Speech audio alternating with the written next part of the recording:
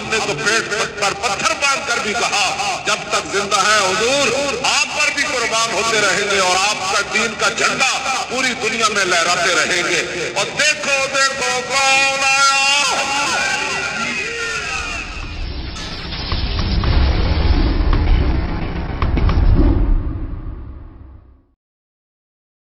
औज़ुबिल्लाहिमिनश्शैतानिर्रजीम बिस्मिल्लाहिर्रहमानिर्रहीम। अस्सलाम वालेकुम। इनसाइड स्टोरी के साथ मैं मोहसिन बिलाल।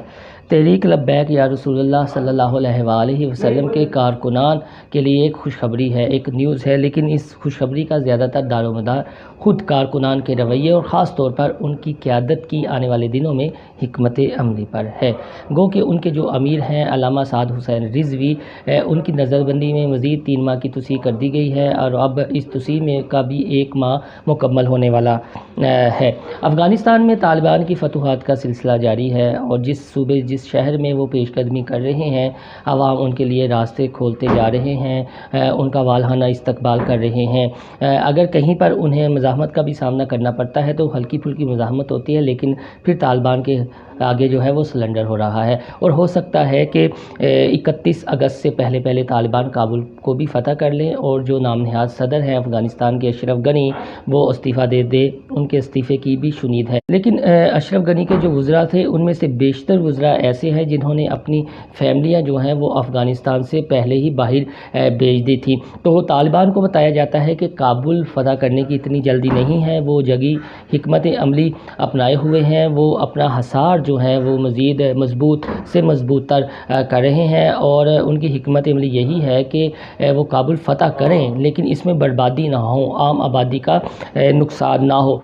तो जो अफ़गानिस्तान में तेज़ी से तब्दीलियाँ हो रही हैं, बताया जाता है कि उनके असरात पाकिस्तान पर भी मुरतब होंगे और ख़ास तौर पर तहरीक लब्बैक पर उसके काफ़ी ज़्यादा असरात होंगे, क्योंकि यहाँ पर भी एक बहुत बड़ा तबका ऐसा है जो तालिबान को अपना आइडियल समझ रहा है और अगर वहाँ पर तालिबान की हुकूमत कायम हो जाती है, वहाँ पर मोहम्मद अरबी सल्लल्लाहु अलैहि वसल्लम का दीन नाफिज हो जाता है, अल्लाह ताला की हाकमियत पर मबनी वहाँ पर निज़ाम आ जाता है, तो फिर यहाँ पर भी प्रेशर बढ़ेगा। लेकिन यहाँ पर बताया जाता है कि सिर्फ़ एक सियासी जमात ऐसी है जिसकी गली गली कुचा कुचा क्रिया जो है वो ताकत है, इसके कारकुनान मजबूत हैं और रोज़ बरोज़ उनमें इजाफ़ा हो रहा है और वो एक ही जमात है और वो है TLP।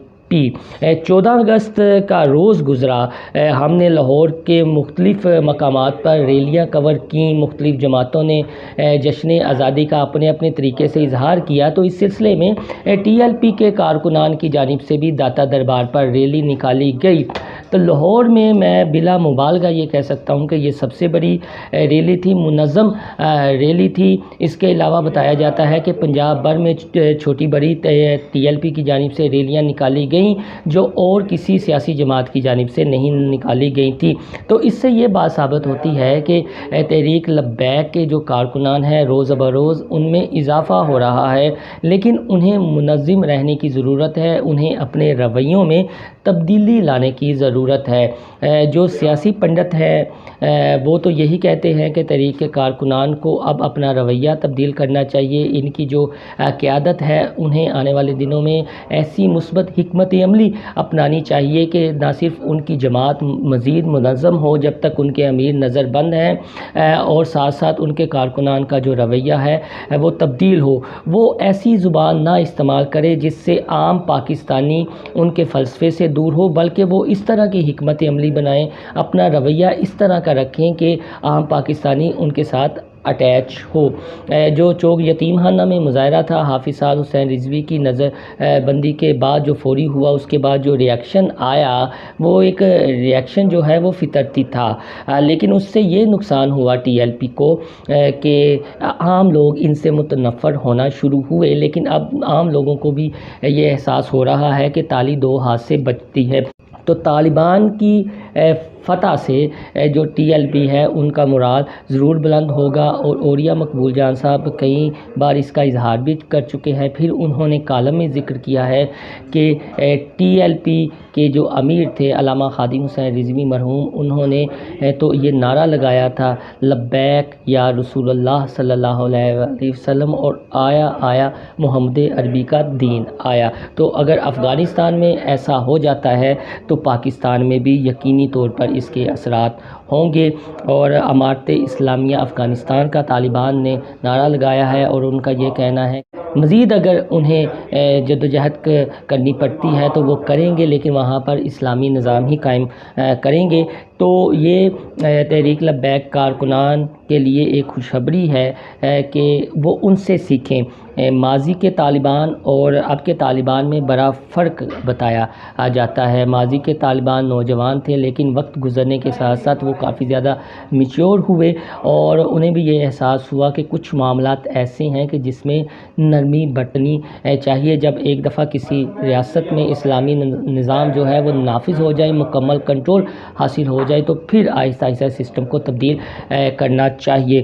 تو تحریک لبیک کے کارکنان کو بھی یہ حکمت عملی اپنانے کی ضرورت ہے۔ قرآن پاک میں بھی جگہ جگہ پر جہاں نماز قائم کرنے، زکوٰۃ دینے کی تلقین کی گئی ہے، وہیں پر صبر کی بھی تلقین کی گئی ہے کہ صبر آپ صبر کا مظاہرہ کریں۔ تو اپنی اس ویڈیو میں اس سلسلے میں ایک واقعہ بھی بیان کروں گا جو سورہ کاف میں ہے۔ سورہ کاف کی آیت نمبر 66 سے لے کر آیت نمبر 86 تک یہ ایک واقعہ بیان کیا گیا ہے، جس کا مفہوم یہ ہے کہ حضرت موسیٰ علیہ السلام جو ہے ایک شخص سے گفتگو کرتے ہیں اور انہیں یہ کہتے ہیں کہ آپ مجھے اپنے ساتھ لے چلیں اور وہ علم سکھائیں جو آپ کے پاس ہے۔ تو وہ شخص کہتے ہیں کہ موسیٰ آپ میرے ساتھ نہیں چل سکتے، آپ صبر نہیں کر پائیں گے۔ تو حضرت موسیٰ علیہ السلام بار بار اصرار کرتے ہیں کہ نہیں، مجھے ساتھ لے جائیں، میں صبر کروں گا۔ تو وہ جو ہستی ہیں وہ حضرت موسیٰ علیہ السلام کو اپنے ساتھ لے جاتے ہیں۔ وہ دونوں ایک کشتی میں سوار ہوتے ہیں، سفر کرتے ہیں، اور بعد میں اترتے ہیں تو وہ جو حضرت موسیٰ علیہ السلام کے ساتھ کشتی میں سوار ہوتے ہیں وہ کشتی میں سوراخ کر دیتے ہیں۔ تو موسیٰ علیہ السلام سے رہا نہیں جاتا، بے صبری کا مظاہرہ کرتے ہیں اور کہتے ہیں کہ یہ آپ نے کیا کر دیا۔ تو یہ کہتے ہیں کہ موسیٰ میں اس لیے آپ کو ساتھ نہیں لا رہا تھا کہ آپ صبر نہیں کر پائیں گے۔ تو موسیٰ علیہ السلام کہتے ہیں مجھ سے غلطی ہو گئی ہے، اب مزید نہیں ہوگا۔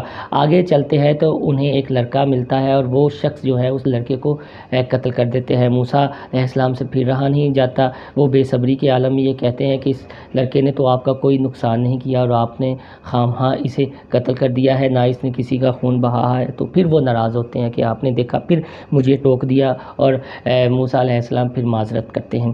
پھر آگے چلتے ہیں تو دیکھتے ہیں کہ ایک دیوار گری ہوتی ہے اور وہ شخص اس دیوار کو تعمیر کر دیتے ہیں۔ تو موسیٰ علیہ السلام پھر بے صبر ہو جاتے ہیں اور یہ کہتے ہیں کہ آپ یہ قیمت وصول کر سکتے تھے جو اس دیوار کو تعمیر کرنے میں آپ نے اپنی محنت لگائی ہے۔ تو وہ پھر موسیٰ علیہ السلام کو کہتے ہیں کہ دیکھا آپ نے پھر ٹوکا اور آپ نے صبر کا مظاہرہ نہیں کیا، میں نے کہا تھا نا کہ آپ خاموشی اختیار نہیں کر سکتے، آپ صبر نہیں کر سکتے۔ تو پھر وہ کہتے ہیں کہ موسیٰ علیہ السلام اب میں آپ کو اس کی حکمت بارے سمجھاتا ہوں۔ جس کشتی میں میں نے سوراخ کیا وہ اس لیے کیا کہ راستے میں ایک بادشاہ آتا ہے اور وہ جس کی کشتی دیکھتا ہے اس کو چھین لیتا ہے، تو میں نے کشتی میں اس لیے سوراخ کر دیا کہ وہ کسی غریب کی کشتی کو نہ چھینے۔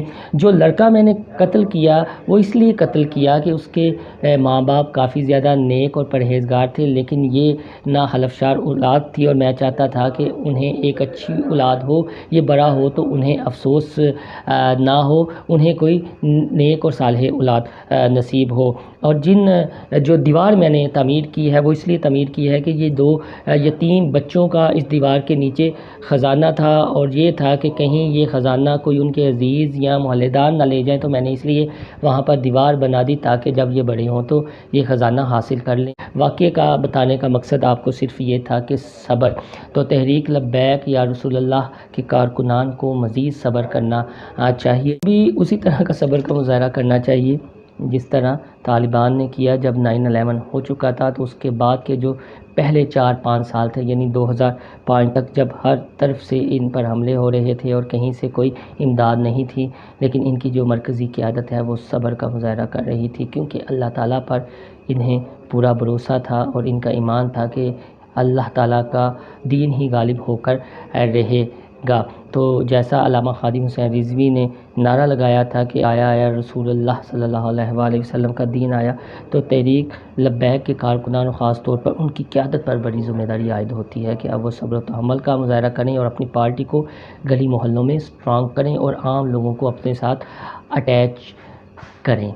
آپ کو میری یہ ویڈیو پسند آئے تو میرا چینل انسائیڈ اسٹوری سبسکرائب کرنا نہ بھولیے گا۔ اللہ حافظ۔